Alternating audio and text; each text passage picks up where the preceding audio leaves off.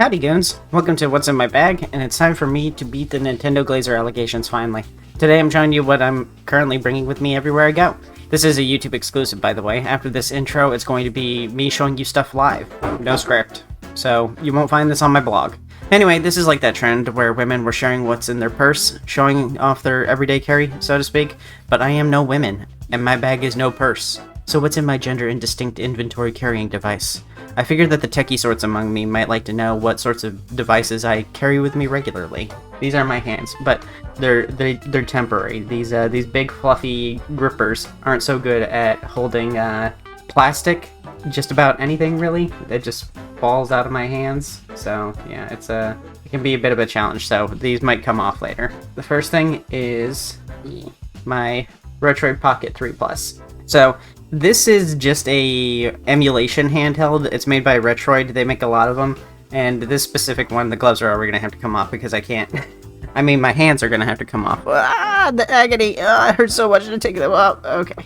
Alright. So, this is an emulation device made by Retroid. They make a lot of Android-based emulation handhelds. They can be a little up there in price because I think it's because you're mostly paying for the bigger sizes, the better buttons, the better hardware. This can't quite play GameCube or PlayStation 2. It can't even really play Dreamcast. It can sometimes play... it can sometimes play... what's it called? Saturn. I mostly use it to be able to play... what's it called? Game Boy Advance, the older systems. It can play some Wii. I used to play Wonder Swan as well.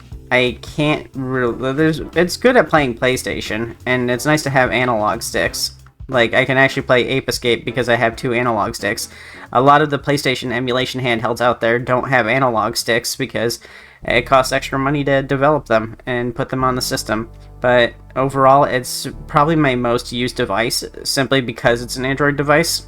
I don't actually have cell phone service because I'm sort of a housewife. So I don't really leave the home all that much, so I figured it was an unneeded expense to, pay for the privilege of having telemarketers call me all the time. So I pretty much handle all my communication over the internet. I use Discord the most, and we live in a relatively small town, so it's a really, really small town, seriously. We gotta drive, to get to the nearest GameStop, we gotta drive an hour. And I love this handheld, though, because it does absolutely everything my phone can, except it can't make calls or do text because it doesn't have a SIM card, but I can do everything else on it. Like, as long as I've got Wi-Fi, I can do my banking stuff, I can use Discord, I can use Google. Oh yeah, I removed the Blue Sky app because it was bugging out, but I use Chrome to access my Blue Sky. I can read all your delightfully horrible comments on here. There was a really funny one earlier that I really like. Dude, you need to take a shower. It's actually fuming. That's hilarious. My favorite comment so far. And it's because it's one of those comments that I want to make at people, but I can't because I'm a YouTuber and I'm supposed to be better than that. But I got TikTok on here too. I don't really use TikTok all that much. My wife uses TikTok a lot, and so she'll send me TikToks and stuff like that, so I mostly just open it to see what funny stuff she sends me. I've got Steam Link on here, so I can play my Steam games on here. Let me lower the brightness a bit real quick so the glare isn't as bad. Still kind of bad. But I have Steam Link on here, so I can... it's kind of like Moonlight, but it's specifically for Steam. It lets me take whatever's on my PC and put it on my handheld so that I can play my PC games from my handheld. And I don't really use this that much. I've mostly used it on smaller games because these analog sticks aren't really good enough to be playing something like Doom or any shooter, really. They're really small analog sticks. They're mostly there as a backup in case something does happen to use it. But it can do anything that an Android device can. I've used it to play Marvel Snap, I've used it to play Call of Duty Mobile. I mostly use it for Discord and Daigisho. And Daigisho is, it's an emulator suite where it holds all your emulators and games and stuff like that so that you don't have to go messing with all that stuff yourself. Daigisho has the option for everything, but the Retroid obviously isn't capable of doing everything. If you wanted to do something that has like GameCube or PlayStation 2, I'd say start at the Retroid 5. The Retroid 4 and Retroid 4 Pro can both handle them somewhat, but if you want to play perfectly, you need the Flip or you need the Pocket 5. But those, of course, are very expensive. I'm personally not looking to try and emulate PS2 and Saturn and Dreamcast and stuff like that on the go. A lot of the home consoles I'll just play on my computer because, you know, they were made to be played at home. I think the thing that people don't really think about so much is that these games are designed to be played in the specific format. Like Game Boy Advance games are specifically designed to be played portable, so they have features like being able to save anywhere you want, or being able to save frequently, or having sleep functions and stuff like that. And home console games, they're kind of further spaced out with those save points, and they're more fit for the vibes of the home. So it doesn't really personally bother me that much to not be able to play things like PlayStation 2 on the go. It does play some PSP stuff, again, on the smaller side. It's really not meant to handle anything powerful, honestly. This is a device that's for, you know, PS1 and back, but overkill. It's definitely overkill. Like, I'd say the average person doesn't need a Retroid Pocket 3 Plus. I'd say most of you, if you're looking for this kind of level of emulation, you're probably fine with an RG34XX or an RG35XX, one of those.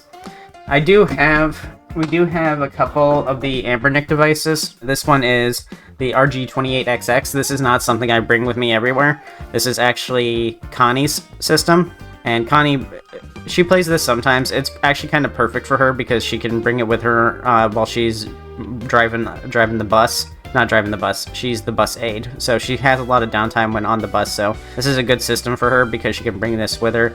It's, you know, this is capable of doing the same stuff as this, although not as much, but, you know, it's got that smaller form factor, and this might be more something of what you're looking for. This is about the size of a Game Boy Micro, and I think it's pretty good.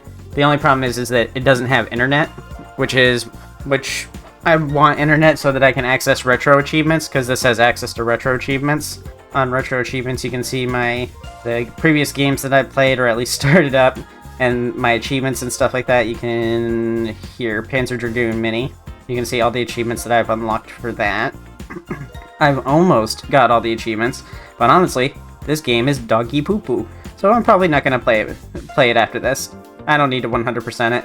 You've also got points and stuff like that. I play on hardcore mode, which is basically quick saves are disabled, that kind of thing.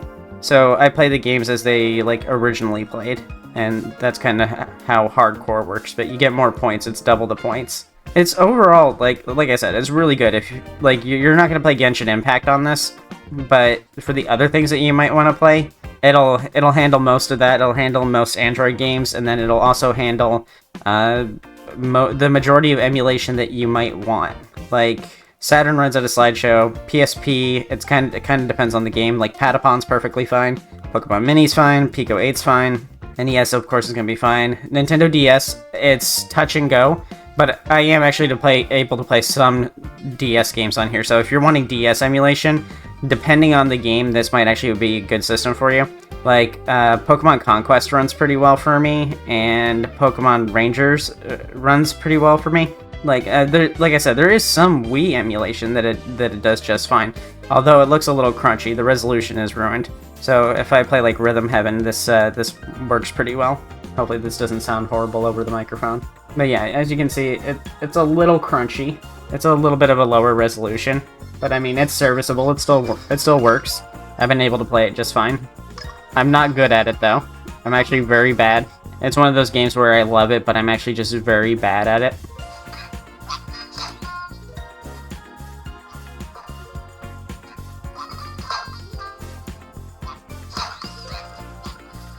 So really what you can emulate just depends on the game itself, really, more than the system. But I'm not, like I said, I'm not looking to play home consoles on this thing. Alright, I gotta stop or else I'm gonna play this all day. It's actually dangerous for me to play that. But yeah, it works perfectly fine. Would I recommend you get one of these? Probably not. Like I said, this is a very niche system for a very specific kind of person. And there are systems that are cheaper than this that work just as well as this. You're really just paying for the openness and ease of using Android and the full control of having Android. I'd say getting one of the Ambernick devices that have Wi-Fi is cheaper and just as good as this. So I would get that. And those devices have Moonlight too, but the problem is that the majority don't have analog sticks. It seems like the devices that have analog sticks get pushed up into like the $100 category, like the RG Cube. But mostly, I would just say like focus on getting. But Ambernic devices aren't really available anymore. They said that they're not shipping to the US anymore, so that's a little difficult to deal with. But I mean, I like it. I like that it's Android. It has mini HDMI out in case I want to record it. It has headphone jack and USB-C, and then it has the SD card. The buttons are good. They all feel good. The analog sticks are a bit small. I'd like them a little bit bigger, but it is a portable device. The D-pad is actually really good. It feels about as good as my 8-bit Do controllers. The triggers are not quite full triggers. They bend a little bit backwards like they're supposed to, but not fully. And then the bumpers are really tiny. But I'd say for like the majority of people out there, this is going to be overkill. But I like it. It's not quite a gaming PC, and it's too expensive for most other people. So the next system, well, not system, I guess the next portable thing would be my e-reader. I just got this recently. It's a Kobo. It's like a Kindle, but it's from Rakuten, and I love this thing. It's great. I didn't think I was going to use an e-reader ever. I made fun of my mom when she got an e-reader for the first time. I was like, you know, books aren't that expensive. She got a Nook, though, when it first came out, and I thought it was just so silly, but after messing with it, like, I thought the e-ink display was going to be a lot worse than it is, but the e-ink display is actually really good. Like, it's so easy and clear and simple to read this. Like, even at small text and stuff like that, I don't have to keep it inches from my face, and it's actually really fast and responsive. Other e-ink displays I've seen are pretty slow, but apparently this one uses a special one that's about 20% faster than its competitors. So I really like this one just because of how fast it is. And also, I like it because it's not Amazon. And Amazon has a pretty closed network. You can't really import things onto it anymore. And this is still relatively open. Like, I've got JoJo's Bizarre Adventure Steel Ball Run on here. But I mostly use it to use the overdrive function. The overdrive store lets me access my library, and I can read books from my library, borrow them from my library, and that's really cool. But my library's selection of ebooks is not great. It's relatively small. It's not, I don't have all the options that I would like to have. I'm currently reading Artemis by Andy Weir, and Andy Weir is the guy who wrote, what's it called? The Martian, that Matt Damon movie. Yeah, it was a book first, most of the time they are. I tried a few different things. I tried reading scary stories to tell in the dark. I realized that as an adult, the writing isn't so good on these. They're a little too short and to be effective. The art is still horribly creepy. But yeah, I've mostly just been experimenting, flip-flopping, trying to find things that I like. I'm not a huge reader. The last book I read before getting this was The Da Vinci Code, and I'm mostly limited by what my library has. I don't want to go spending a bunch on books. There's occasionally sales and stuff like that, and the sales are always selling something that I want when I don't have a paycheck on me. But yeah, I finished The Martian. The Martian is just okay. But if you want to go to like your library and stuff like that, you can just go to Discover and you can search ebooks, audiobooks, and Kobo Plus. Kobo Plus is kind of like their Amazon Prime kind of thing, where you just get access to a bunch of books. It's kind of like Game Pass. You pay $8 a month and you can access all of their special books. Audiobooks are, of course, audiobooks, and they are pricey. Ooh, that's because they're audiobooks. I don't really use it for audiobooks. It's got an e-ink display. I'm going to use the e-ink display. I did have a case that I bought for this that was just $4. I was like, wow, what a deal. There's definitely something wrong with it, and I get it, and it gets stress fractures on the side, because it turns out that while it said that it was for the Kobo Clara, this one, it did not fit the Kobo Clara. And they keep changing the title every couple of weeks to reduce the amount of things that it works for, so I guess I'm being used as a guinea pig. I've got 1984 on hold because I keep hearing people quote it and refer to it and stuff like that, and I'm pretty sure they're quoting it wrong or misunderstanding it or something like that, and I want to read it myself, but it's been on, like, I have had it on hold for like 3 weeks now, and yeah, I don't know anything about it. I just know that it's a George Orwell book, and I think I've read something else by George Orwell and I liked it. My library, it's like 50% smut, 25% useless, and then there's some other good stuff on there. You just have to do a little digging. I really do like this e-ink display though. Like, it's very easy to read on. Reading on my phone kind of hurts my eyes after a while. Reading on my computer for a while hurts my eyes. And I already do a lot of reading daily because of, you know, script writing and stuff like that. But, yeah. Artemis is just okay so far. But the books are good at pulling me in. I've heard people like Fourth Wing a lot. I'm not big on fantasy, but I might not be big on sci-fi in books at least, because from what I noticed, the few sci-fi books that I've read so far on this, like, they've been really trapped within the jargon, and it gets a little exhausting to read after a while. So I'm in the middle of, like, trying to find things that are, like, on my library, but I'm realizing that my library doesn't have a ton of stuff. We got a small library. Maybe it's just all the good stuff that I want to read is just, you know, out or whatever. But this is cool. So, some neat features about this. Well, I've got a screen protector on it, but it sits flush on it, so you can't even really see the screen protector until I, like, tilt it up at the edge. And then the plastic on it, the plastic case, is actually made from recycled plastic. It's got this nice, like, little flowery texture pattern on the back, and then the button is recessed. The Kindles have their button at the bottom, so, like, if you're, like, doing this and you go boop by accident, you turn it off. But on the back here, you can see that the button is not just on the back, but it's recessed into it, so that you can't really press it by accident. You can rest flat and not get shut off. The battery life on this thing is absolutely absurd. I guess e-ink displays don't use a lot of battery, but I've had this thing in a case that people say that some cases make it so that it runs out of battery faster. If that's the case, like, this thing can last a lot longer than I thought, because I had it lasting 2 weeks, reading about an hour to 2 hours a day, and it lasted 2 weeks like that. If I turned it off fully when I went to bed, I think it would last a lot longer, maybe another week or two. But it says it can last up to 53 days if you read on the lowest light setting and for 30 minutes a day. Some other things that are cool about it is it's got a lot of font options just from the start. As you can see, I'm using the Open Dyslexia font. I'm not dyslexic myself, but I found that I read faster when I use this font. But you can use a lot of others, and you can import your own. And you can adjust the font size, the line spacing, the margins, and stuff like that. And I've adjusted it so that it's, like, perfect for where I want it for optimal reading speed for me. So I can really blaze through pages when I feel like it. It's just I keep reading right before bed, and this makes me go honk shoe me immediately. You can dog-ear the pages to bookmark it. It also has all these stats that are really cool. Like, you can see all sorts of stats. Let me go to the actual stats page so that you can get a better look at that. You can I see my stats for specifically The Martian? No, probably not. But you can see how much reading I've done, how many minutes I read on average per session. It's very low because every time I opened my case, it would turn it on. So even if I just popped it open for a second and then shut it, like I was fidgeting with it, it would still count that as opening it. So it's very low because of that. But I'd say I'd read about 15 minutes before I pass out. The low percentage of my books finished is because my entire thing is filled with JoJo's Bizarre Adventure Steel Ball Run. I tried reading it on this, and I don't mind that it's not in color. That doesn't bother me.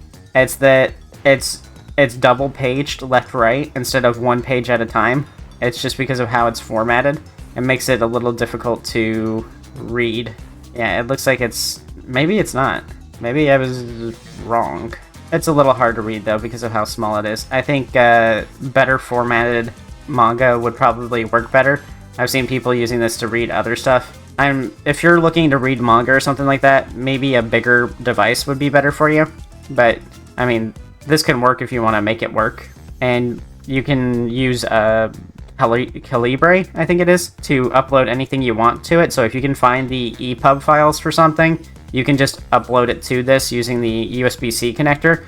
And it's pretty good. It charges in about, like, 2 hours, but then it lasts, like, a month. So, yeah, this thing's kind of perfect, and so, of course, it goes everywhere with me. I toss it in my bag, and I forget about it. Honestly, I should read more.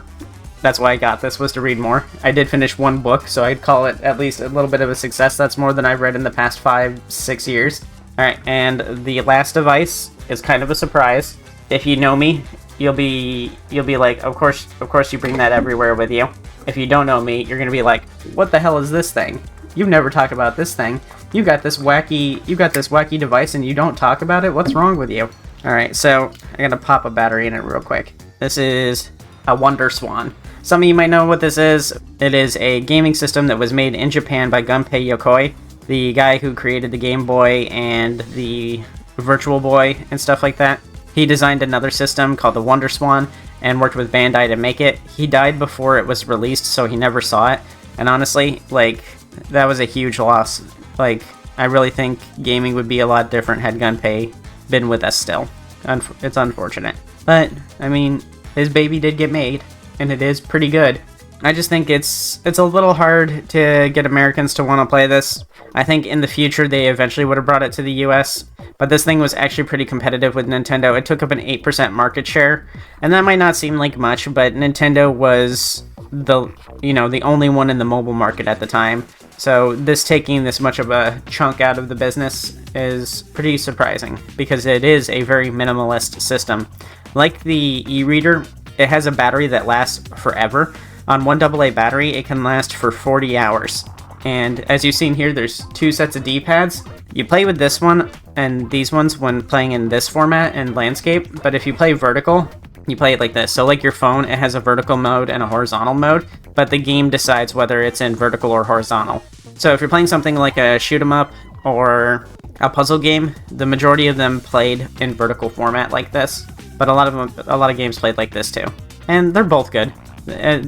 Both ways are good. The only complaint I have with the D-pad is that because of the shape of the D-pad and how it's segmented like this, and the buttons are pretty high raised, it's not very easy to roll your thumb from button to button. But it's fine because most of the games aren't going to require you to be super fast and precise anyway. The system only has 3 volume settings. It has loud, less loud, and off. This color is called Soda Blue, and it is a special edition color that was made in the summer of its release. They asked a bunch of people what colors they thought of when they thought of summer, and people were like, I think of Ramune and stuff like that. So this was one of the colors. There's also melon and mint. This one is Soda Blue though, for sure. Like, I've double checked.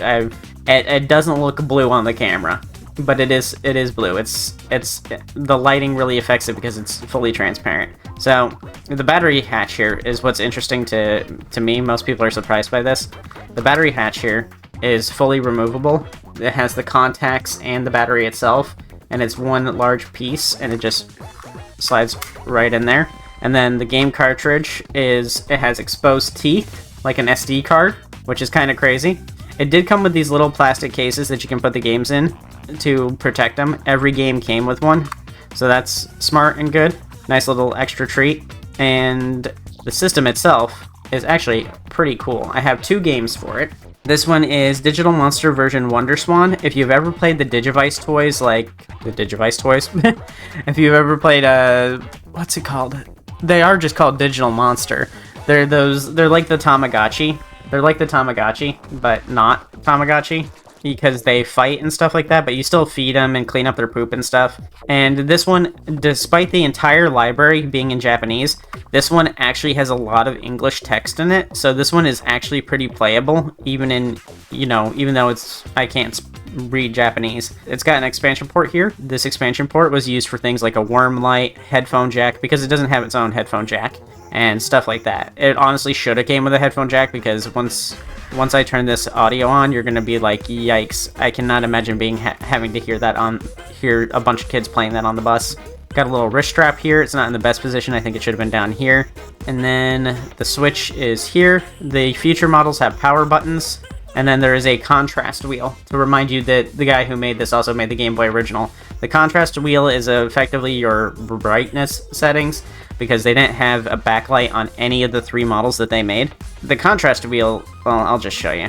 First, I'm going to show you something else though. When you turn the system on, it says the owner name on the handheld before it turns on, but if you hold start and turn it on, it opens up this menu where you could, let me darken it a bit, where you can see the, like, I can change my name here. You can see my birthday, you can see my sex, my blood type, that kind of stuff. The blood type thing, people are like, what's the deal with Japan and the blood type thing?